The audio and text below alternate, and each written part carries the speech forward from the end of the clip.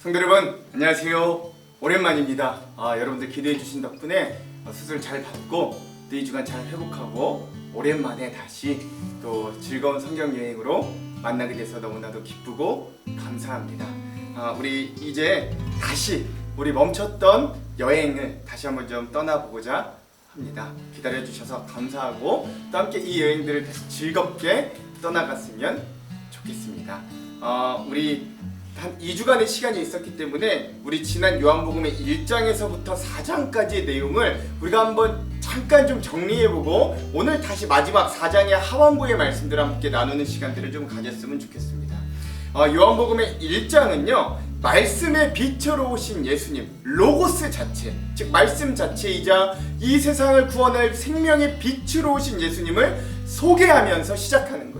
그러니까 요한복음은 거침이 없습니다. 의심이 없어요. 예수는 구세주예요. 예수님은 그리스도예요. 예수님은 말씀이시고 예수님은 하나님의 아들이시고 예수님은 말씀 자체이신, 구원 자체이신 분이라고 선포하며 시작하는 거예요. 그래서 그런 예수님을 영접하는 자들에게는 하나님의 자녀가 되는 권세를 주신다라고 1장은 포문을 열면서 시작합니다. 그리고 나서 세례 요한이 등장해서 예수님을 가리키죠. 저분이 정말로 내가 말했던 그분, 나는 그분의 신발끈조차 풀 수 있는 그런 자가 아니다. 나는 그냥 광야에 외치는 소리뿐이다 라고 말하는 거예요. 그리고 나서 예수님이 제자들을 부르실 때 뭐라고 하시냐면 처음으로 안드레와 베드로 또 빌립과 또 나다나엘을 부르실 때 다 와서 보라. 당신이 누굽니까? 당신이 어떤 분입니까? 긴 말 필요 없고 한번 와서 봐 라고 말씀하시는 주님의 모습, 이게 다 1장에 나와 있던 내용들입니다. 2장은요 요한복음 전체에 7가지 기적이 있는데 그 중에 첫 번째 기적이 나타납니다. 그게 가나의 혼인잔치에서 물을 포도주로 만드는 기적이었는데 여기에는 마리아의 끈질긴 믿음, 두 하인들의 온전한 순종, 그리고 예수님께서 제자들을 위해서, 예수님이 제자들을 위해 그들의 믿음을 위해 기적을 일으키셨던 그 놀라운 하모니들이 이루어져 첫 번째 물이 포도주로 변하는 놀라운 기적이 일어났다. 그리고 이런 첫 번째 기적을 일으키시고 난 이후에 예수님은 첫 번째 사역으로 요한복음에서, 물론 이 시점이 좀 다릅니다만 원래는 이게 이 고난주간의 첫째 날 월요일 날에 나오는 이야기지만 요한복음은 일부러 이 편집점을 앞으로 가져와서 예수님의 첫 번째 사역에 성전을 정화하시는, 그 성전을 깨끗게 하시는 그런 모습을 예수님의 첫 번째 사역으로 또 두는 것. 그래서 너희들이 상인의 집, 장사하는 집으로 내 아버지의 집을 만들었다 라고 하시는 주님의 모습도 볼 수 있죠. 굉장히 큰 의미가 있어요. 이제 너희의 이 성전, 너희 이 사람이 지은 건물의 성전은 이제 의미 없다, 무너질 것이다. 이제는 정말로 마음으로 주님을 온전히 기도하고 예배하는 자들이 드릴 이 예배, 이 정말 진정한 성전이 우리에겐 필요하다라는 것들을 말씀해 주는 거예요. 3장은요 굉장히 중요합니다. 요한복음의 핵심 구절이 담겨있기 때문이에요. 이 바리새인이었던 니고데모와 예수님과의 구원에 대한 심야의 대화가 나옵니다. 그리고 여기서 굉장히 중요한 말이 있죠. 구원받으려면 어떻게 해야 됩니까? 거듭나야 돼요. 거듭나야 되면 어떻게 되냐면 물과 성령으로 세례를 받아야 돼요. 그리고 그러면 어떻게 해야 되느냐? 그게 하나님이 우리를 멸망치 않고 영생을 얻게 하려고 하신 이 독생자인 예수님을 믿고 영접할 때야 비로소 구원과 영생을 얻는다라고 하는 우리 굉장히 중요한 말씀을 여기서 이제 니고데모의 대화에서 해주시는 거예요. 그리고 마지막 3장에서 세례 요한의 아름다운 퇴장이 등장하죠. 그 예수님은 흥하여야 하고 이제 나는 쇠하여야 한다. 너무나도 아름다운 퇴장, 너무나도 아름다운 마지막. 이 사명자는 어떻게 해야 됩니까? 끝까지 사명에 사로잡힌 자는 어떻게 중심을 잡을 수 있는가 너무나도 모험적으로 잘 보여준 세례 요한을 볼 수 있다라고 하는 것입니다. 그리고 이제 우리가 2주 전 마지막에 보았던 이야기는 뭐냐면 4장인데요. 예수님이 원래 사마리아 지역은 일반 유대인 남자들은 가지 않고 돌아갑니다. 근데 예수님은 특이하게도 이 밑에 있는 예루살렘에서 자신의 본 고장인 갈릴리로 가시는 그 길에 사마리아를 돌아가지 않으시고 사마리아를 들려서 직진으로 가십니다. 그리고 그 사마리아의 수가성이라는 곳에 우물가에 앉은 여인을 만나게 되신다. 그래 그곳에서 그 여인과의 대화를 통해 우리 인간들에게 채워지지 않는 어떤 욕구, 어떤 인간들이 아무리 채우려고 노력해도 그 채워지지 않는 우리 인간의 부족함, 연약함, 그리고 그러나 우리의 영원한 샘물 되시는 예수 그리스도의 샘물 되시는 생명의 물 되시는 그런 주님의 모습, 그리고 예배를 통해서 온전히 채워지는 우리의 영혼의 만족, 그렇죠? 그래서 예배하는 자가 신령과 진정으로 주님께 나아가야 된다. 예배의 장소, 예배의 시간 이런 것이 중요한 게 아니라 신령과 진정으로 예배하는 때가 오다라고 합니다. 그래서 그런 예수님을 만나고 진정 마음에 뭔가 가득 참을 느낀 이 여인이 비로소 자기뿐만 아니라 나아가 사마리아 사람들에게 전파했을 때 그 사마리아 온 땅에도 그 수가성 그 동네에도 예수님을 믿고 구원받는 역사들이 편만히 일어나는 모습까지 우리가 지난 시간을 통해 함께 보게 되었습니다. 자, 오늘은 요한복음 4-3의 시간입니다. 이렇게 하니까 쭉 기억나시죠?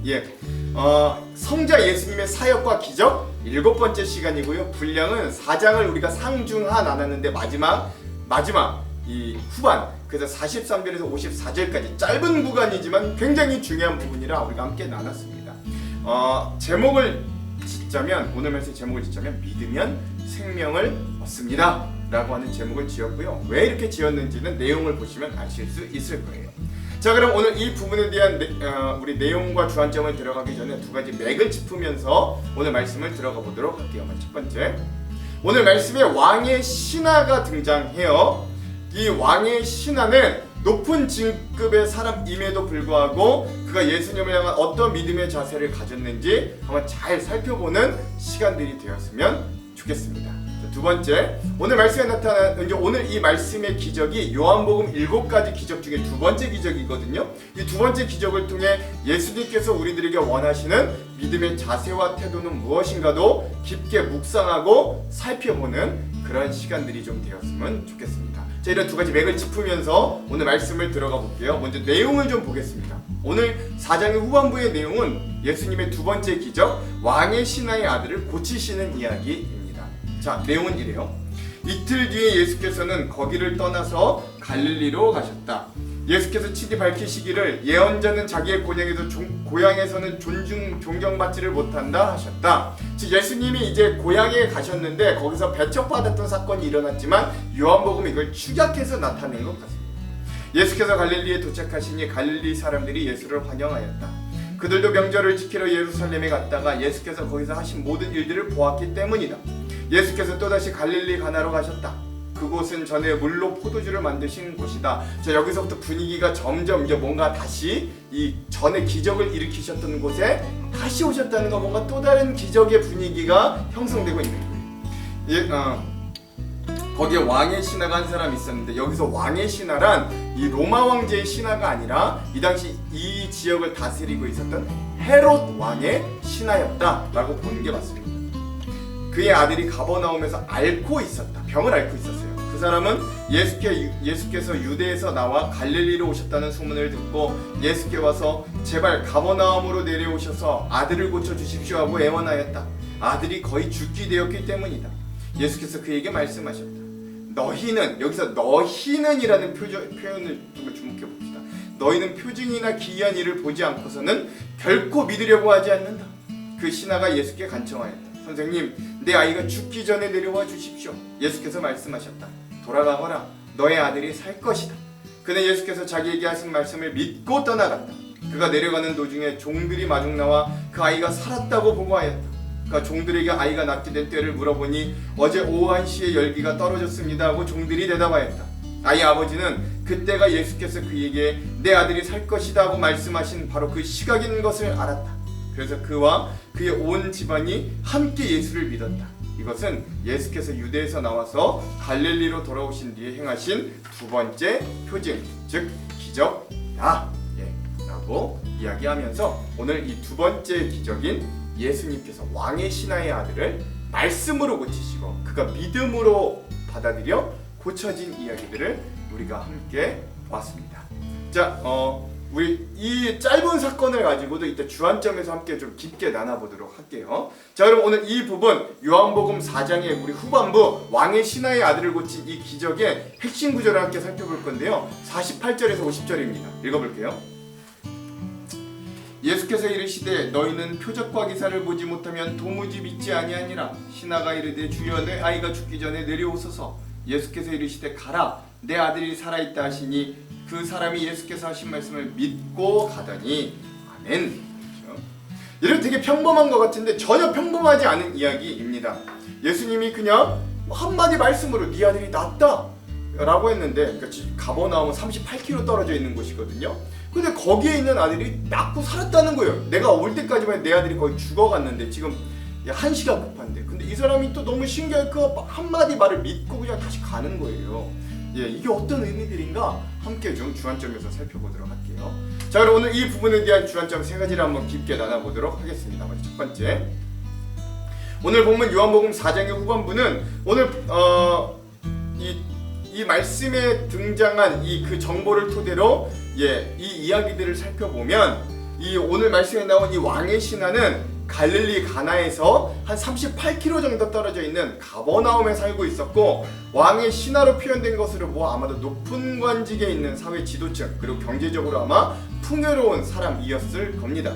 그렇죠? 이 지도도 보시면 여러분 한 38km 정도, 이 가나와 갈릴리가 가버나움과 갈릴리의 가나가 한 38km 떨어져 있다는 걸 여러분 아실 수 있을 거예요. 51절에도 보면 이 왕의 신하는 종들도 거느린 사람이었으니 아마 저희 이런 추측이 80, 90% 맞을 겁니다. 학자들도 다 이렇게 추정해요. 그리고 중요한 건 그에게 아들이 한 명 있었다는 건데요. 안타깝게도 그 아들이 병에 걸렸는데 죽을 병에 걸렸습니다. 무슨 병인지 정확히 나와 있지는 않았으나 아마도 52절에 열기가 떨어졌다는 말을 통해 심한 열병을 동반한 불치병이었던 것으로 추측합니다. 아마도 이 당시 왕의 신하라고 하였을 때 그는 자신의 아들의 이러한 병을 고치기 위해 수많은 병원과 의사들을 동원했을 것이 자명이에요. 그럼에도 불구하고 그 아들을 고치지 못했다는 건 그 아들의 병이 그 당시 의술로는 도저히 고칠 수 없었던 불치병이었다라는 걸 의미하기도 합니다. 그리고 아들의 병이 악화되어 이제 아들의 목숨이 경각에 달렸을 때 마침 그는 예수님께서 갈릴리로 오셨다는 소식을 듣고 그리고 가버나움에서 갈릴리까지 한 걸음으로 달려가는 거예요. 46절에서 47절, 예수께서 다시 갈릴리 가나에 이르시니 전에 물로 포도주를 만드신 곳이라. 왕의 신하가 있어 그의 아들이 가버나움에서 병들었더니 그가 예수께서 유대로부터 갈릴리로 오셨다는 것을 듣고 가서 청하되 내려오셔서 내 아들의 병을 고쳐주소서 하니 그가 거의 죽게 되었음이라. 아멘. 사실 성경에서는 가버나움에서 갈릴리 가나까지 왔다고 한마디로 나와 있지만 이 거리는 38km나 되는 여정입니다. 그러니까 이 왕의 신하는 자기 아들을 살리기 위해 38km를 한 걸음에 달려왔다라는 사실이에요.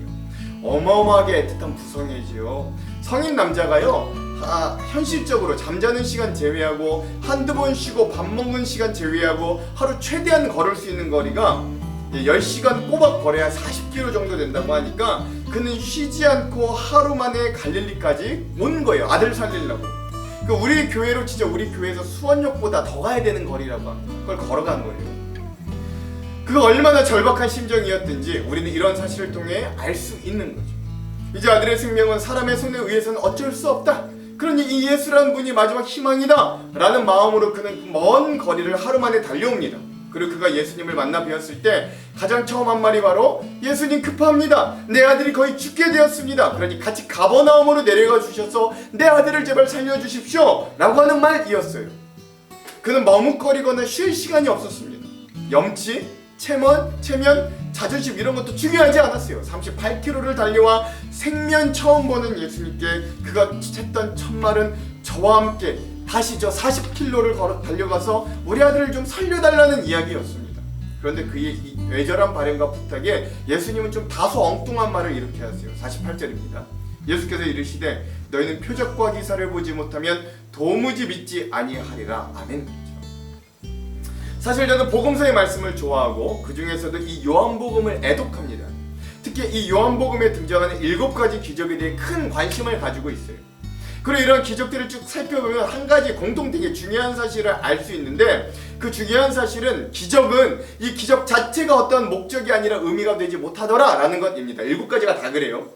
오히려 이 기적은 우리의 눈에 보기엔 대단해 보이지만 사실 그 너머에 있는 기적의 숨은 의미와 목적이 훨씬 더 우리에게 중요한 믿음의 분량이 된다는 사실에 우리가 좀 주목할 수 있어야 돼요. 첫 번째 기적도 왜 일으키셨냐면 제자들을 믿게 하기 위해 예수님이 기적을 일으키신 거예요. 뭐 혼인잔치가 끝나는 게 안타까워서가 아니라, 뭐 거기에 있는 그 신랑과 신부를 위해서가 아니라 제자들을 믿게 하기 위해서 예수님이 기적을 일으키신 본 목적을 좀 봐야 돼요. 여기도 마찬가지라는 거죠. 도대체 예수님은 그러면 이 기적 중에 이 말씀을 왜 하신 것일까? 그리고 도대체 누구에게 말씀하신 걸까요? 그것도 다급히 40킬로를 달려온 이 애끓는 부성애를 가진 아버지 앞에서 말입니다. 저는 이 말씀에 등장하는 너희들, 이 표적과 기적을 보지 않고는 도무지 믿지 않는 너희들이라는 표현에 저희는 좀 주목해 보았어요. 만약 예수님께서 이 왕의 신하에게 지금 바로 직접적으로 이야기했다면 그게 그냥 너라고 이야기했을 거예요. 아니면 아예 이 대명사를 빼고 직접 이야기했겠죠. 그런데 예수님은 이 말씀을 하시기 전 예수님은 그렇게 말씀하지 않고 너희들이라고 이야기하셨습니다. 왜 그렇게 하셨을까요? 사실 이 말씀을 하시기 전 예수님도 긴 여행에 지쳐 있을 수 있었어요. 예수님도 이미 이 유대 지역, 즉 예루살렘에서 이 사마리아, 또 사마리아에서 갈릴리로 가는 굉장히 긴 2차 방문까지 한 120km의 긴 여행을 하셨던 터라 예수님도 심신이 많이 지쳐 있었을 겁니다. 예수님도 인간의 몸을 입고 있던지라 그럴 수 있었던 거예요. 그래서 생명부지 모르는 사람이 와서 다시 갈릴리 가나 가버나움까지 40km를 걸어가자고 하니 인간적으로 짜증과 화가 나셨을 수도 있겠죠.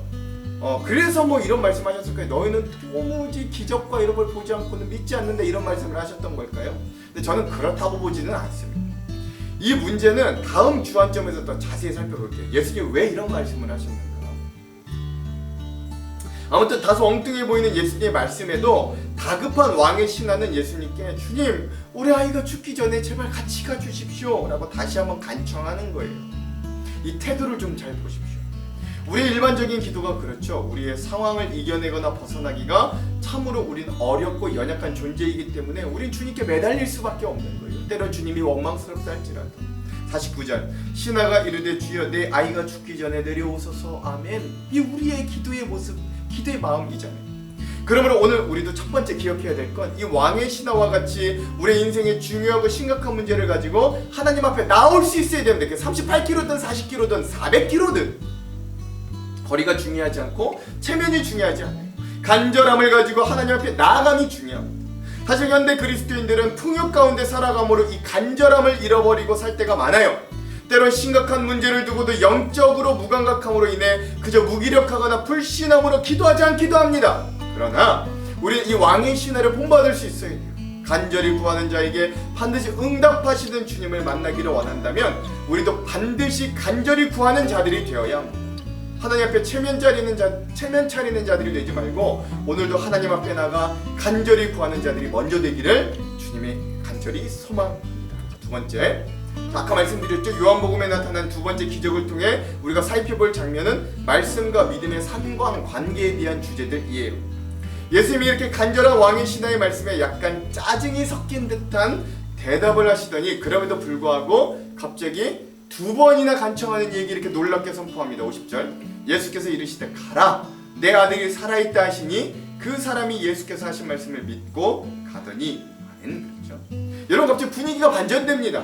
예수님은 가라 너희 아들이 살아있다 라고 선언하세요. 그리고 더 신기한 건 그 왕의 신하가 방금 전까지의 다급함과 애절함이 언제 였나는 듯이 예수님의 그 한마디 말만 믿고 다시 가더라는 거예요. 여러분 이 말씀의 상황이 여러분이 이해되십니까? 여러분 같으면 여러분이 이 왕의 신하라면 어떻게 하실 수 있겠어요? 저 같으면 우리 자녀가 아픈데 이렇게 말 한마디로 끝낸다면 막 화를 내던가 좀 불경합니다만 치료할 수 있는 이 사람, 즉 예수님이잖아요. 예수님을 질질 끌고 가서라도 좀 가서 좀 내 아이를 살려달라고 말 한마디로 끝내려고 하지 말고 진짜 좀 살려달라고 하고 끌고 갔을지도 모르겠어요. 근데 이 왕의 신하는 좀 다른 생각을 가지고 있었던 것 같아요. 이 사람은 예수님께서 자신의 아들의 병을 고쳐주실 능력이 그게 그 능력이 사실 말씀으로든 무엇이든 간에 분명 예수님은 자기 아들을 고쳐주실 능력이 있다. 38kg가 떨어져도 예수님이 말씀하면 낫는다 라고 하는 그 믿음이 있었던 것 같아요. 그래서 그분이 하신다면 믿는다, 그분이 그렇다면 그렇게 믿는다 라고 하는 이 안에 확신과 믿음이 있었어요. 그래서 아마 오기 전부터 내가 이 예수님만 만나면 이 문제가 해결되리라는 믿음이 있었음을 이 사람의 이런 행위를 통해 우리는 추측해 볼 수 있는 거예요. 그러니까 50절에 말씀만으로도 이 왕의 신하는 예수님의 말씀을 진정으로 믿었다는 부분이 이해가 되는 겁니다. 자, 그렇다면 제가 앞선 주안점에서 48절의 말씀, 예수님께서 꾸짖으셨던 대상자들이 너희들, 즉 표적과 기사를 보지 못하면 도무지 믿지 못했던 사람은 적어도 이 왕의 신하는 아니라고 우리가 이해할 수 있는 거예요. 자, 그럼 도대체 표적을 보지 않고 믿지 못하는 너희들은 과연 누구일까요? 아마도 그 너희들은 예수님의 제자들 또는 그 주변에 있는 사람들을 향한 것이 아닌가라고 생각이 드는 겁니다. 또 여기 중요한 건 이게 그 기적의 목적이기도 한 거예요. 그리고 이 말씀을 보는 우리들에게도 주님이 그 말씀하시는 거죠. 즉 이 말씀은 진정한 믿음은 무엇인가? 라는 문제를 우리들에게 던져주는 거예요. 다른 것은 몰라도 누군가를 진정으로 믿는다는 건 그 사람의 약속과 말의 효력을 철석같이 믿는다는 걸 의미합니다. 믿는다고 하면서 그 사람이 하는 말을 믿지 못하는 건 믿지 않는 거죠. 예수님은 그러한 제자들, 특히 이스라엘로 속칭되는 제자들, 그리고 오늘 우리 신앙인들에게도 아마 이런 일침을 놓고 계신 것 같아요. 예수님에 대한 소문만 들어도 이렇게 굳건한 믿음을 가진 자가 있는데 예수님의 기적과 가르침을 직접 들은 제자들, 또 그렇게 그 말씀을 경험하고 말씀을 듣고 한 우리들은 예수님의 말씀을 듣지도 믿지도 않는 그저 기적의 한 도구점으로 생각하는 태도를 주님은 꾸짖고 계시는 겁니다. 이것이 요한복음의 두 번째 기적의 진정한 속 의미입니다. 그래야 이 기적을 통한 예수님의 진심은 너희가 나를 진짜로 믿으면 내 말을 진실로 믿을 수 있어야 된다라는 것이에요. 그리고 그 믿음의 플라시보 효과를 알아야 한다고 이 기적을 보여주시며 제자들에게, 그리고 오늘 이 이야기를 듣는 또는 읽고 있는 믿음의 사람들에게 이야기하고 계시는 겁니다. 오늘 우리는 얼마나 말씀을 믿고 의지하고 있습니까? 특별히 하나님께서는 우리 인생의 절제절명의 시간, 가장 중요한 문제 앞에서 우리에게 주신 약속과 말씀으로 우리를 지켜주시는 거예요. 근데 우리가 믿냐고요? 요한복음 15장 7절은 우리에게 이렇게 도전합니다. 너희가 내 안에 거하고 내 말이 너희 안에 거하면 무엇이든지 원하는 대로 구하라. 그리하면 이루리라. 아멘. 그렇죠? 오늘 우리도 이 말씀을 정말로 신뢰하고 믿습니까? 오늘 이 기적의 말씀의 힘을 누리지 못하는 우리들에게 주님은 이 왕의 신하의 모습을 보여주며 큰 경종을 울려주는 거예요. 중요한 건 예수님과 함께 매일을 생활하는 제자들의 행위가 지금으로 따지자면 매일매일 하나님과 가장 가까운 경건한 생활을 하는 우리 성도들의 행위가 그렇게 다르지 않다라는 것이죠. 예배에는 나와도, 말씀을 많이 들어도, 심지어 그 말씀을 묵상하고 읽어도 결국 머리로는 알아도 마음으로는 믿지 못하면, 삶에서 그 말씀을 살아내지 못하면 하나님께 칭찬받는 믿음, 생명을 가진 믿음이 되지는 못하는 겁니다. 그러므로 우리의 삶의 기적을 누리기를 우리도 소원합니까? 그렇다면 먼저 말씀을 확실하게 신뢰하십시오. 예수님께서는 때로 하나님께서 우리의 삶의 큰 음성을, 때론 눈에 보이는 어떤 신비한 사건으로 뿅 나타남을 기대하지 마시고 그 말씀을 먼저 의지해 보십시오. 기적을 보여주면 믿을게요, 해결해주면 믿을게요, 이게 아니라 하나님의 말씀을 믿음으로 기적을 얻어내십시오. 거기서부터가 기적의 시작이고 모든 문제의 시작점입니다. 모든 문제 해결의 시작점입니다. 그러므로 오늘 우리도 왕의 신하와 같이 우리에게 주신 말씀과 약속을 굳게 붙들고 끝까지 믿어내는 믿음의 사람들이 되기를 간절히 소망합니다. 마지막 세 번째, 오늘 우리가 살펴볼 마지막 주제는 믿음은 결국 생명을 가져다 준다라는 사실입니다. 죽음에서 생명으로 옮겨지는 사건은 기적 중의 기적이지요.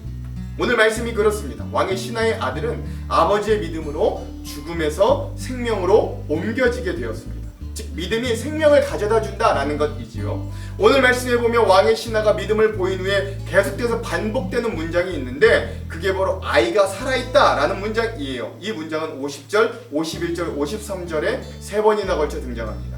예수께서 이르시되 가라, 내 아들이 살아있다 하시니 그 사람이 예수께서 하신 말씀을 믿고 가더니 내려가는 길에 그 종들이 오다가 만나 아이가 살아있다 하거늘 그의 아버지가 예수께서 내 아들이 살아있다 말씀하신 그때인 줄 알고 자기와 그 온 집안이 다 믿으니라. 아멘. 이 짧은 문단에 3번이나 연속해서 같은 말이 반복으로 나온다는 건 강조의 의미가 크다는 것이죠. 즉 믿음은 결국 생명을 가져다 준다라는 말입니다. 여기서 우리가 중요하게 바라봐야 할 것은 기적이 생명을 가져다 줬다는 것이 아니에요. 그의 믿음이 생명을 가져다 주어 결과적으로 이 일이 기적이 되었다. 이게 옳은 표현입니다. 그러므로 우선되어지는 건 기적이 아니라 믿음입니다. 그리고 기적을 일으키는 건 능력이 아니라 믿음이라는 거예요. 아들의 죽음 앞에 왕의 신하는 자기의 사회적 지위도 가지고 있던 재산도 그가 가지고 있던 어떤 것도 아무 소용없는 무용지물로 느꼈을 거예요. 하지만 평소에 잘 생각하지도 않았다, 꺼내보지도 않았던 이 믿음을 사용하였을 때 그는 아들이 살아나는 생명을 경험하게 됩니다. 우리도 이 키포인트를 잘 기억할 수 있어야 돼요. 특별히 우리 자녀들이 죽게 되었을 때가 꼭 아니더라도 우리 인생 중에도 수많은 복잡다단한 문제 가운데, 심각한 문제 가운데 우리는 어려움에 처하게 되었을 때 우리의 비장의 카드인 이 믿음을 꺼내보일 수 있어야 한다는 것이에요. 그 믿음은 결국 우리에게 생명을 가져다 주기 때문입니다. 또 하나 여기서 중요한 건 믿음이 승리를 가져다 준 게 아니라 생명을 가져다 주었다라는 것입니다. 어떠한 이김보다 중요한 건 생명이 잘 유지되는 것이죠. 살고 죽는 문제보다 더 중요한 것은 없는 겁니다. 먼저 생명이 있어야 그 후에 이기거나 지거나 하지요. 결국 이 믿음은 승리를 넘어 생명의 문제로 결부된다는 걸 우리는 잊어서는 안 됩니다. 그리고 거기에 더한 것은 53절에 나온 것처럼 이 생명은 개인의 차원을 넘어 자기하고 온 집을 변화시키는 능력, 생명의 능력이 되더라는 거예요. 53절. 그의 아버지가 예수께서 내 아들이 살아있다 말씀하신 그때인 줄 알고 자기와 그 온 집안이 다 믿으니라. 아멘. 그렇죠. 한 사람의 믿음이 생명을 낳고 그 생명의 역사가 많은 이들을 구원으로 이끄는 내비게이션이 되었습니다. 요한복음의 말씀은 특히 이러한 것을 잘 표현합니다. 이 말씀 앞에 있는 사마리아 여인도 예수님을 만나고 믿음을 가지게 되었을 때 큰 깨달음을 얻었죠. 그리고 그녀도 물동이를 버려두고 자기가 살고 있는 그 사마리아 수가성 마을로 내려가 사람들에게 이러한 사실을 말했을 때 많은 사람들이 구원받고 믿었다라고 우리 지금 앞선 4장에서 보았잖아요. 첫 번째 기적이었던 혼인잔치의 기적을 통해서도 마리아의 믿음을 통해 제자들이 믿음을 가지게 되었다고 이야기합니다. 그것이 내가 의도하지 않았던 간에 말이죠. 오늘날 우리는 가장 부유하고 발전되어 있는 시대를 살아가지만 역설적으로 가장 죽음과 가까운 시대를 살아가기도 합니다. 많은 재물 앞에서 가치의 죽음을 경험하고 이기심과 탐욕 앞에 박애와 인류애의 죽음을 경험합니다. 가치의 죽음을 경험하죠. 그리고 성공지향적인 믿음 앞에 복음의 죽음을 경험하기도 합니다. 그러나 우리가 실망하거나 좌절하지 않을 건 우리에게는 그래도 겨자씨만한 믿음이 있다는 사실 때문입니다.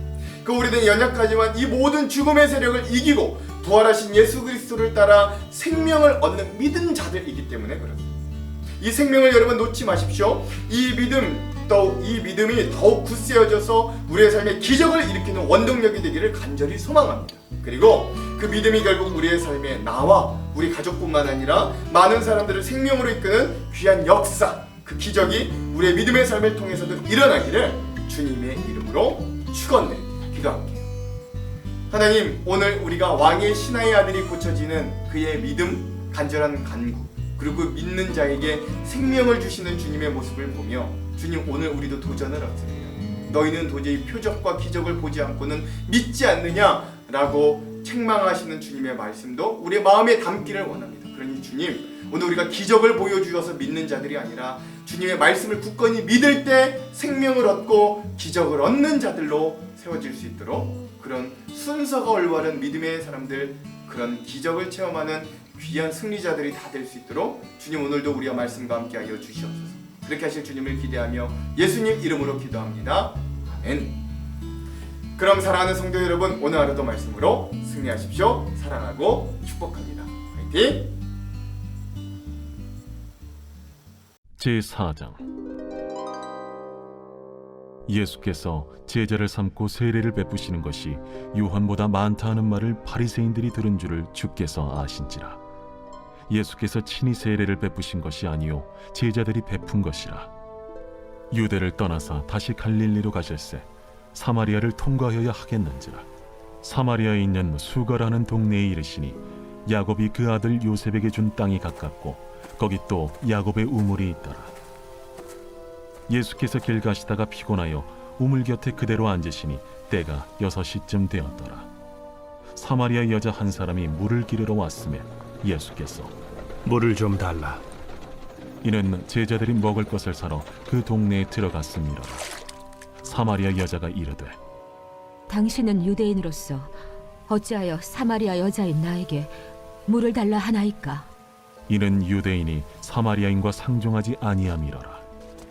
네가 만일 하나님의 선물과 또 내게 물 좀 달라는 이가 누구인 줄 알았더라면 네가 그에게 구하였을 것이요 그가 생수를 내게 주었으리라.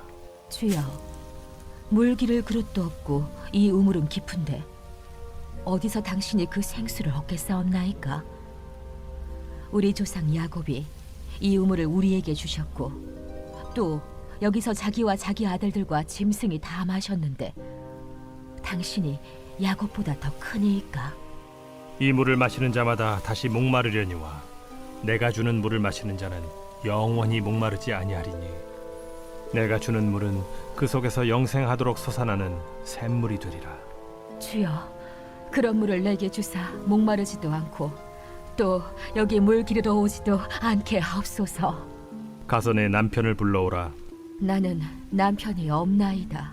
내가 남편이 없다는 말이 옳도다.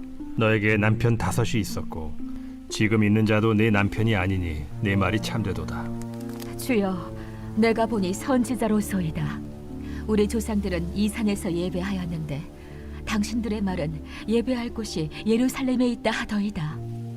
여자여, 내 말을 믿으라.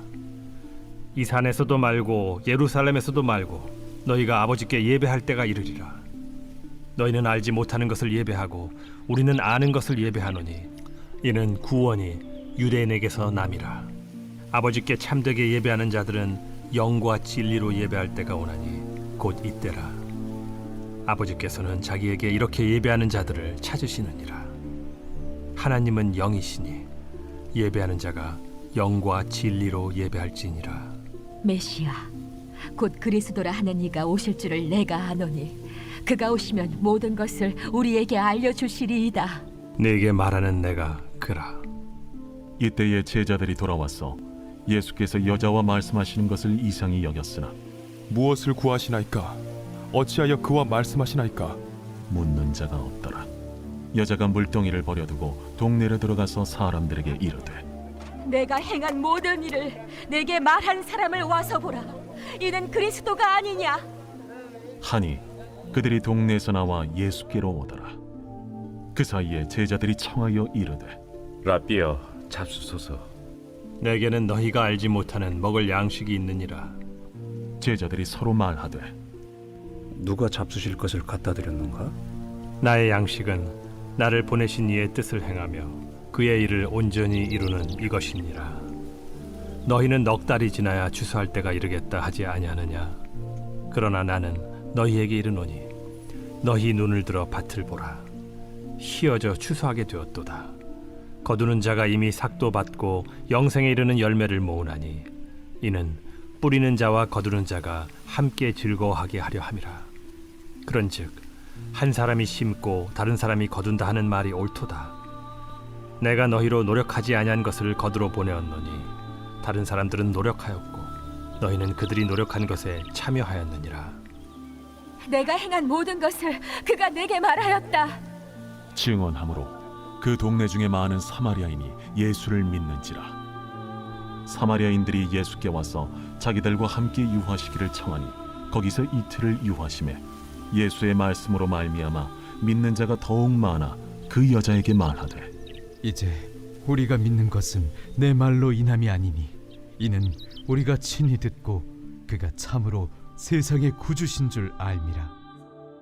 이틀이 지남에 예수께서 거기를 떠나 갈릴리로 가시며 친히 증언하시기를 선지자가 고향에서는 높임을 받지 못한다 하시고 갈릴리에 이르시매 갈릴리인들이 그를 영접하니 이는 자기들도 명절에 갔다가 예수께서 명절 중 예루살렘에서 하신 모든 일을 보았습니다라. 예수께서 다시 갈릴리 가나에 이르시니 전에 물로 포도주를 만드신 곳이라. 왕의 신하가 있어 그의 아들이 가버나움에서 병들었더니 그가 예수께서 유대로부터 갈릴리로 오셨다는 것을 듣고 가서 청하되 내려오셔서 내 아들의 병을 고쳐주소서. 하니 그가 거의 죽게 되었습니다. 너희는 표적과 기사를 보지 못하면 도무지 믿지 아니하리라.